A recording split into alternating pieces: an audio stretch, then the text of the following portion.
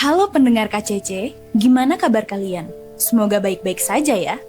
Mari kita putar kembali waktu untuk membahas kronologi cerita. Kisah hari ini diambil dari daerah Sumatera Utara. Di balik sumur tua tersimpan rahasia yang membusuk selama 2 bulan. Seorang wanita menghilang tanpa jejak. Kekasihnya pergi 2 hari kemudian membawa serta kebohongan yang terbungkam. Ketika bau busuk mulai menyengat dari halaman belakang, kebenaran pun muncul perlahan dari kegelapan. Sebuah tubuh yang diam dalam air, sebuah cinta yang berubah menjadi kematian. Ini bukan hanya soal cemburu. Ini adalah kisah tentang obsesi, rasa percaya yang dikikis perlahan, dan jeritan yang tak sempat terdengar. Berdasarkan kisah nyata, inilah cerita kelam tentang Santi, seorang wanita yang suaranya hanya bisa didengar oleh sumur yang menyimpan jasadnya. Siapkah kamu mendengar apa yang disembunyikan malam itu?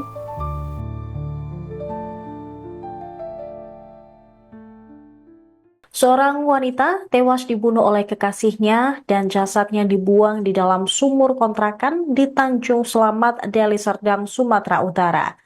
Mayat korban bernama Santi Boru Matanari, 33 tahun, pertama kali ditemukan oleh pemilik rumah kontrakan pada 31 Desember 2024. Sebelum kita mulai ke kronologi ceritanya, jangan lupa untuk subscribe channel ini dan bagikan video ini ke teman-teman kalian ya.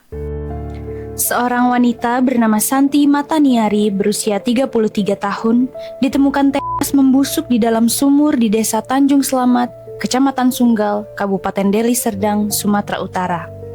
Korban diduga dibunuh oleh pacarnya, Freddy Erikson Sagala yang berusia 35 tahun karena motif cemburu. Pada 30 Oktober 2024, Freddy dan Santi yang telah berpacaran selama 4 tahun dan tinggal bersama selama 2 bulan di rumah kontrakan tersebut terlibat cekcok. Saat Santi sedang mencuci pakaian di kamar mandi, Freddy mencekik lehernya hingga tak sadarkan diri, kemudian membuang tubuh Santi ke dalam sumur di belakang rumah. Setelah pembunuhan, Freddy menutup sumur dengan seng, terpal, dan batu untuk menyembunyikan jasad Santi. 2 hari kemudian, Freddy melarikan diri membawa handphone, sepeda motor, dan uang Santi sebesar Rp100.000, yang kemudian dijual untuk biaya hidup selama pelarian. Pada 31 Desember 2024, jasad Santi ditemukan oleh calon penghuni baru rumah tersebut.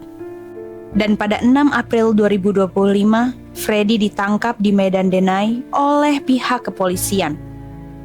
Freddy mengaku cemburu terhadap Santi, yang diduga memiliki hubungan dengan orang lain di tempat kerjanya. Hal ini memicu emosi Freddy hingga melakukan tindakan pembunuhan tersebut. Setelah penemuan mayat, polisi melakukan serangkaian penyelidikan, termasuk tes DNA untuk mengidentifikasi korban dan pemeriksaan saksi-saksi. Freddy kini telah ditahan untuk menjalani proses hukum lebih lanjut. Kasus ini menyoroti pentingnya pengendalian emosi dan komunikasi dalam hubungan personal untuk mencegah terjadinya tindakan kriminal.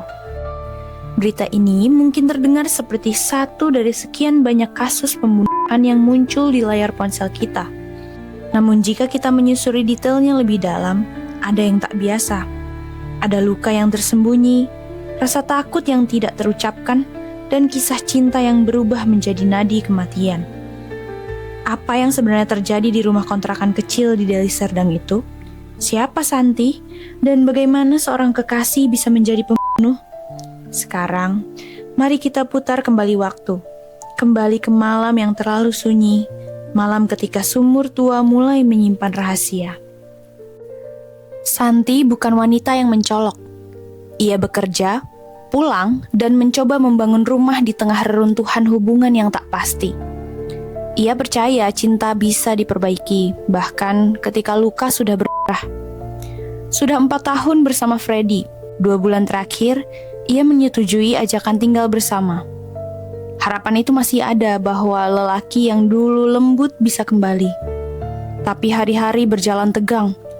Cekcok kecil jadi biasa. Tatapan Freddy makin tajam. Pertanyaan makin menyelidik.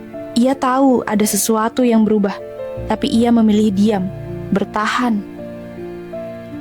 Santi adalah tipe yang menyimpan luka di balik senyum. Tapi malam itu, saat tangannya menyentuh air sabun di kamar mandi, ia tak tahu diamnya akan menjadi keheningan selamanya. Freddy adalah pria yang tenang di luar tetapi berisik di dalam. Dalam pikirannya ada badai, gelombang curiga, ketakutan ditinggalkan, dan amarah yang tidak bisa ia nama. Ia mencintai Santi, tapi cinta itu berubah jadi obsesi.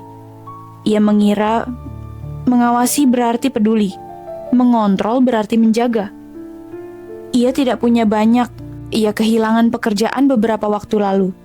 Harga dirinya mulai goyah. Dan saat Santi mulai tampak lebih mandiri, lebih kuat, Freddy merasa kecil. Ia tak mampu menghadapinya kecuali dengan kekerasan. Malam itu, ia tak merencanakan pembunuhan. Tapi begitu tangan mencengkram leher Santi dan tubuh itu berhenti bergerak, dia tidak panik. Dia merasa lega, tenang. Lalu ia mulai berpikir cepat. Bukan untuk menyelamatkan, melainkan untuk menyembunyikan. Di balik rumah itu, sumur berdiri sejak lama. Ia tak bicara, tapi ia menyimpan. Airnya pernah jernih, kini keruh oleh kebusukan.